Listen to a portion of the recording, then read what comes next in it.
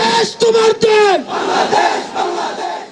আওয়ামী লীগ সরকার পতনের পর হিড়িক পড়েছে নতুন রাজনৈতিক দল গঠনের। ৮ মাসে তা ছাড়িয়েছে ২৬-এর ঘরে। জনমনে প্রশ্ন, এসব দল কি নিবন্ধন পাবে, বা নতুন এই দলগুলোর ভোটের মাঠে লড়াইয়ের সক্ষমতাই বা কতটুকু রাখে? নতুন করে ভোটের মাঠে পিছিয়ে পড়বে না তো? যদি এমনটা হয় তাহলে আমছালা দুটোই হারাবে এসব দলগুলো।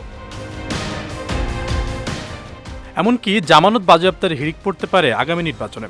সাধারণ ভোটাররাও এত দলের মধ্যে কোন দলকে ভোট দেবেন এ নিয়েও রয়েছে অনিশ্চয়তা। শিক্ষার্থীদের দল, এনসিপি ছাড়াও গণমাধ্যমে আসা রাজনৈতিক দল ও প্ল্যাটফর্মের সংখ্যা ২ ডজনেরও বেশি।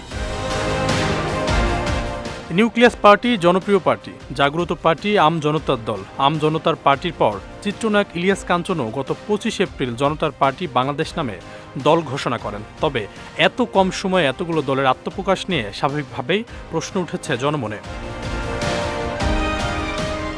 বিশ্লেষকরা বলছেন, দল গঠনের প্রবণতা নতুন কিছু নয়। এর আগেও বিভিন্ন সময়ে এমন নতুন নতুন দল গঠন করতে দেখা গেছে। বলছেন, নির্বাচনের সময় এলে ব্যাঙের ছাতার মতো এমন অনেক দল গজিয়ে ওঠে। ভোটের সময় জোট রাজনীতি এই প্রবণতা বৃদ্ধির ক্ষেত্রে প্রভাব রাখে বলে মনে করেন তারা।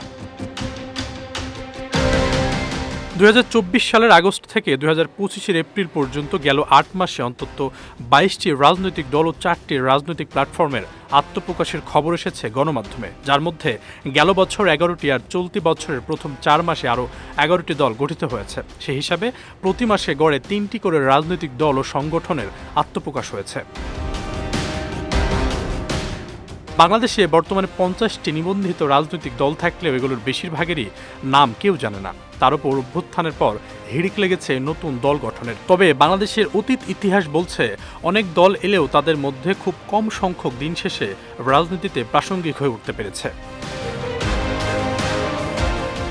আশরাফুল ইসলাম, বিজয় টিভি, ঢাকা।